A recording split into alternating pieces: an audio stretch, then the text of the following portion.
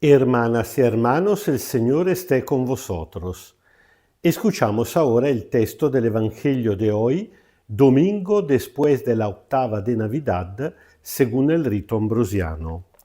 Lectura del Santo Evangelio según San Lucas, capítulo 4, versículo desde 14 hasta 22.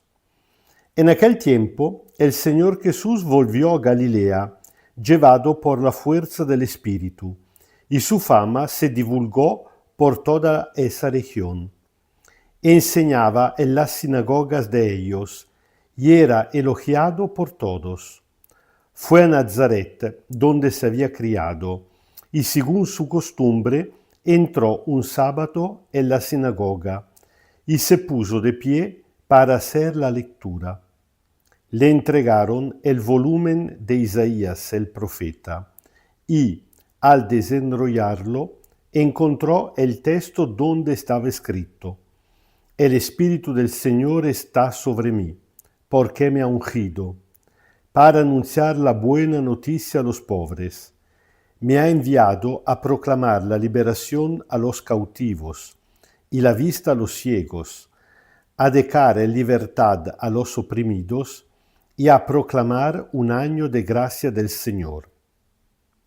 Cuando enrolló el volumen, lo entregó al ayudante y se sentó. Todos en la sinagoga lo miraban con atención y comenzó a decirles: Esta lectura que acaban de oír se ha cumplido hoy. Todos se mostraban de acuerdo con esto y estaban asombrados por las palabras favorables que él decía. Palabra del Señor. Es la única vez que el Evangelio nos cuenta de que el Señor Jesús volvió a su pueblo. Tal vez pueda ser que haya regresado otras veces, pero como siempre decimos, el Evangelio no es una crónica de los acontecimientos de la vida de Jesús, sino una catequesis, sino un anuncio, y los evangelistas han elegido entre todos los acontecimientos, incluso entre todas las palabras que él dijo o las obras que realizó, algunas que pudieran ayudarnos a creer, así como escribe al final de su evangelio el evangelista San Juan. Bueno, Jesús acababa de empezar su misión. Cuando más o menos tenía unos 30 años, había dejado al pueblo, ya se había trasladado a Cafarnaún, o por lo menos con esta ocasión se había trasladado a Cafarnaún, donde había empezado su misión, después pero de haber ido un tiempo donde Juan el Bautista para escuchar su enseñanza, su profecía. Tal vez pudo ser que fue incluso por un tiempo discípulo suyo y había recibido, como bien sabemos, el bautismo por mano de Juan en el río Jordán. Después había ido 40 días, 40 noches al desierto para rezar, para quedarse corazón con el Padre, para entender qué clase de Mesías tenía que ser. Al final había sido tentado por el demonio, había salido vencedor de las tentaciones y había vuelto a Galilea, empezando por Cafarnaún, donde ya había realizado algunos milagros. La fama se había difundido por toda la región y como Nazaret no es tan distante de Cafarnaún, ya había llegado la noticia. Así que cuando Jesús llega al pueblo, evidentemente para visitar a la familia, la gente lo está esperando porque uno de ellos, que había crecido como persona normal, trabajando con su padre como carpintero, se había vuelto tan famoso, incluso se decía que tenía poder de realizar milagros. Así que cuando el sábado Jesús va a la sinagoga, según la costumbre de todo hebreo, le dan el rótulo del profeta Isaías. Ahí tenían esta costumbre. A turno, un laico, estamos hablando de la sinagoga, no del templo. En el templo los sacerdotes celebraban los rituales del sacrificio, de los diferentes sacrificios. Pero el templo era uno solo en Jerusalén. En cada otra ciudad o pueblo o aldea había una sinagoga que era, digamos, un cuarto para la oración. Los que se reunían eran laicos, era la gente del pueblo. Había un jefe de la sinagoga que pero era poco más que un sacristán. Así que a turno la gente, los varones, leían y normalmente cuando tenían un huéspedes le daban el honor de leer el texto bíblico que por la mayoría era precisamente el rótulo del profeta Isaías y comentarlo. Evidentemente Jesús, que había sido esperado, que tenía fama de ser ya un rabbi conocido, incluso que tenía poder taumatúrgico por parte de Dios, le dieron este honor. Y Jesús, abriendo el texto del profeta Isaías, encuentra la profecía en la cual el gran profeta anuncia la misión del Mesías, lo que hubiera tenido que hacer. Jesús la lee y la interpreta aplicándola a sí mismo. Primariamente dice que el Espíritu del Señor está sobre mí porque me ha ungido. En griego, ungido se dice precisamente Cristo, que traduce el hebreo Mesías, ungido para una misión. Bueno, Jesús tiene conciencia y lo revela de haber sido ungido, llenado del Espíritu Santo. Nosotros recordamos precisamente que cuando había salido del río Jordán, después de haber recibido el bautismo de Juan, que pero solamente era un bautismo de agua, pero sí, saliendo afuera, se habían rasgado los cielos y había bajado el Espíritu Santo bajo forma de paloma, apoderándose de él. Y la voz del Padre, tú eres mi hijo predilecto, en el cual me he complacido. Bueno, ahora Jesús, después que ha profundizado por 40 días y 40 noches el sentido de este evento, puede aplicar a sí mismo el anuncio del profeta. Es él, el ungido, el Cristo, enviado por parte de Dios. ¿Enviado para hacer qué cosa? 5 acciones. Primero, para anunciar la buena noticia a los pobres. Cuidado que no dice simplemente una buena noticia, dice la buena noticia. Y nosotros sabemos que en griego buena noticia se dice evangelio. Es decir, que Jesús ha sido enviado para anunciar el evangelio, la buena noticia del reino de Dios. ¿En qué consiste esta buena noticia? Consiste en anunciar que tenemos a Dios como Padre, un Padre que nos ama, un Padre misericordioso, un Padre que nos perdona, un Padre que se toma cura de nosotros de forma integral, un Padre que solamente quiere nuestro bien en este mundo y por eso también la salvación eterna. Hay que prestar atención a un detalle. Dice que ha venido para anunciar la buena noticia a los pobres. Y aquí ya escuchamos muchas veces la crítica de ser partidario cuando decimos que los destinatarios privilegiados del Evangelio son los pobres.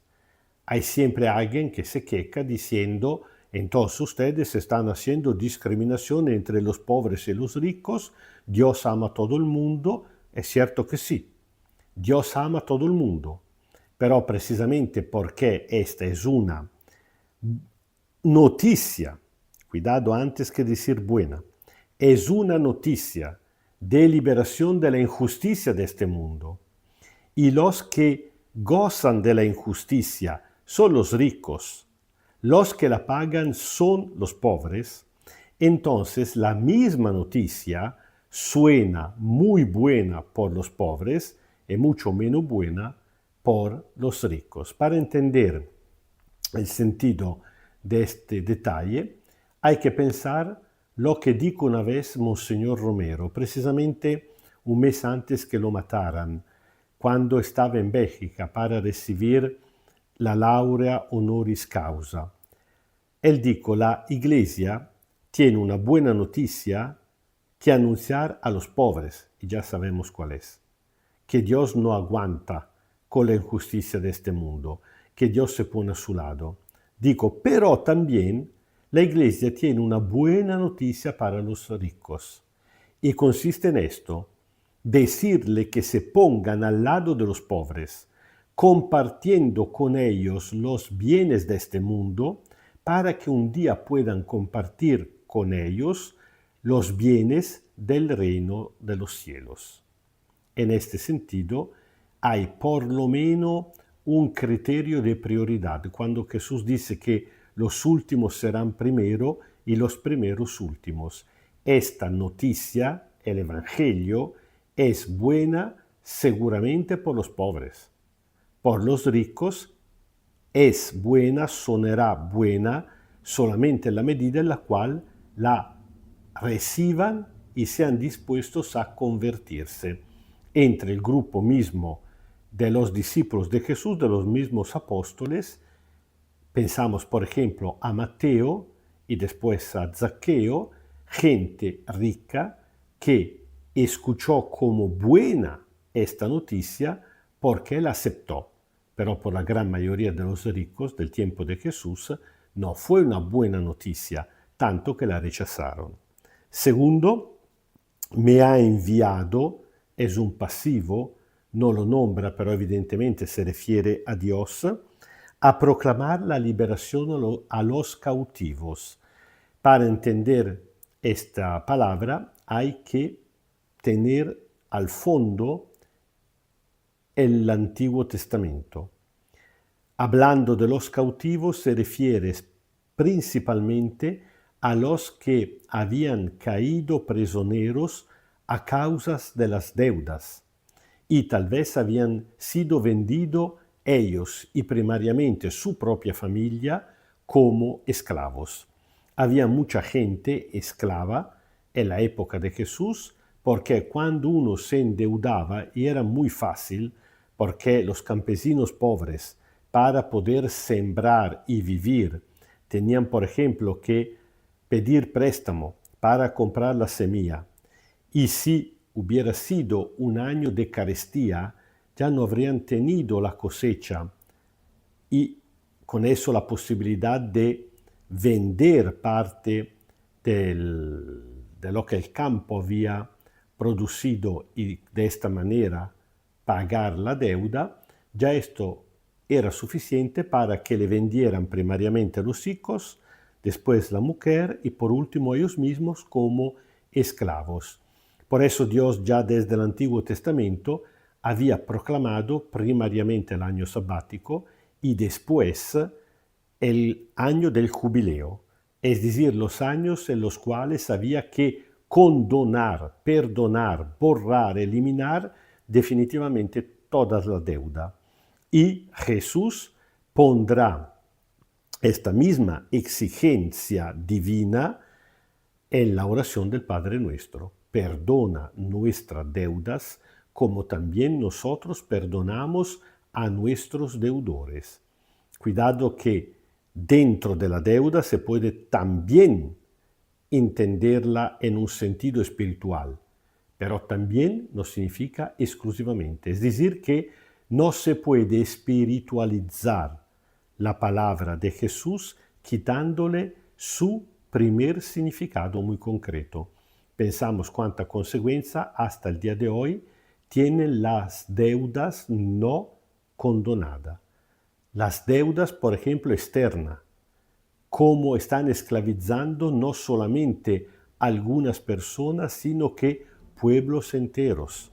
Pensamos a cuántos miles de prófugos, de niños que mueren a causa de las deudas externas que ni siquiera las naciones que se autoproclaman cristianas están dispuestas a eliminar, a borrar.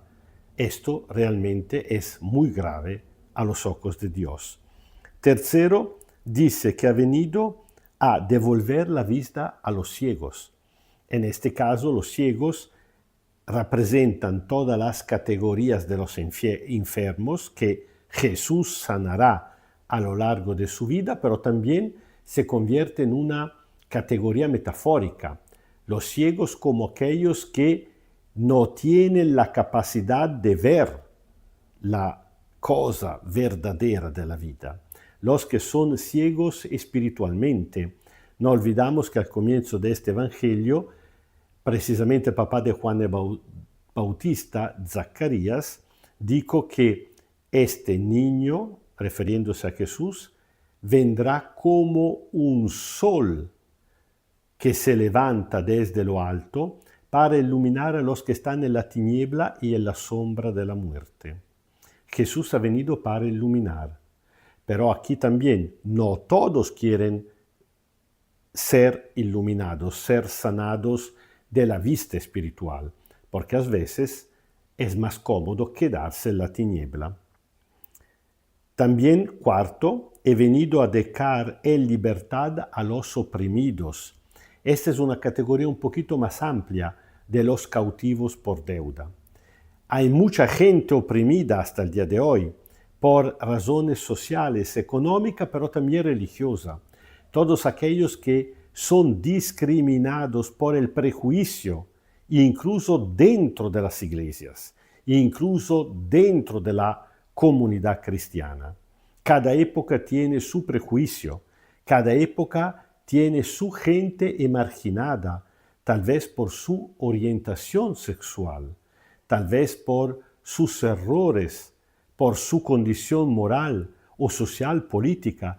Pueden ser muchas las razones por las cuales una persona se siente y realmente es oprimida dentro de la sociedad, y Dios no lo quiera, pero desgraciadamente así pasa, incluso dentro de la misma iglesia. Así era también dentro de la institución religiosa de Israel.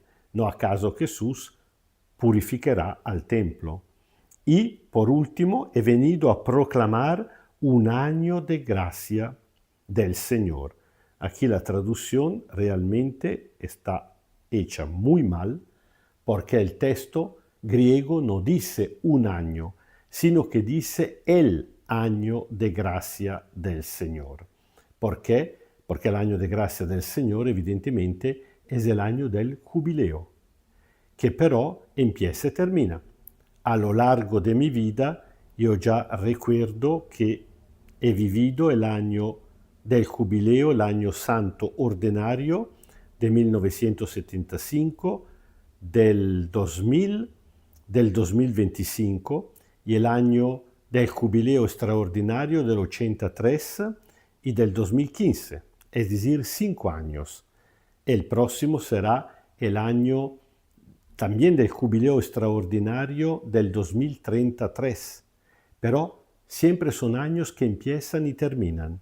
Al contrario, Jesús ha venido para proclamar el año, es decir, un año definitivo, porque cuando se trata de liberar a los oprimidos, de liberar a los que están cautivos por deuda, cuando se trata de anunciar la buena noticia a los pobres, Dios no está de acuerdo que vamos a cerrar la puerta después de 365 días.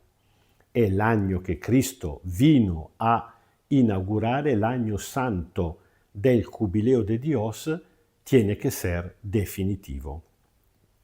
El texto que escuchamos litúrgicamente hoy termina al versículo 22, donde parece que todos estaban muy de acuerdo y contentos con Jesús.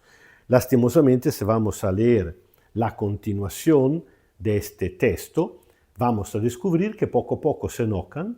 ¿Por qué? Porque no logran entender cómo Jesús puede ser el Mesías y cómo Él se niega a hacer milagros por el hecho que ellos no creen en Él y la fe en Dios es la condición esencial para el milagro, e incluso Jesús le recuerda que ya en la época de los profetas Elías y Eliseo, Dios había enviado a los profetas a una mujer del Líbano y a sanar el jefe del ejército enemigo de los asirios para decir que Dios no hace diferencia entre los pueblos. No hay compatriota y extranjeros. Al final, su propio paisano se enojarán hasta el punto de tratar de matarlo, de echarlo por el barranco sobre el cual estaba la ciudad. Y Jesús, pero, adelantando lo que pasará el día de su resurrección, pasará entre ellos sin que su intención de muerte pueda atraparlo. El Señor esté con vosotros. Kyrie eleison, Kyrie eleison, Kyrie eleison. Os bendiga Dios Todopoderoso, Padre, Hijo y Espíritu Santo. Amén. Frente a Jesús el Cristo, que ha nacido, que ha venido para cumplir con este programa ya anunciado por el profeta Isaías, no hay alternativa, o que sí o que no. O lo aceptamos y nos convertimos en discípulos suyos, o al contrario, si no lo matamos, porque no podemos hacerlo, pero de hecho tratamos de echarlo de nuestra vida como quisieron hacer, aunque no pudieron, sus propios compaisanos de Nazaret. Estamos frente a esta alternativa, que el Espíritu Santo, que también nosotros hemos recibido, nosotros también somos Cristos, es decir, ungidos, nos dé la capacidad para recibirlo definitivamente en nuestra vida y convertirnos en discípulos suyos.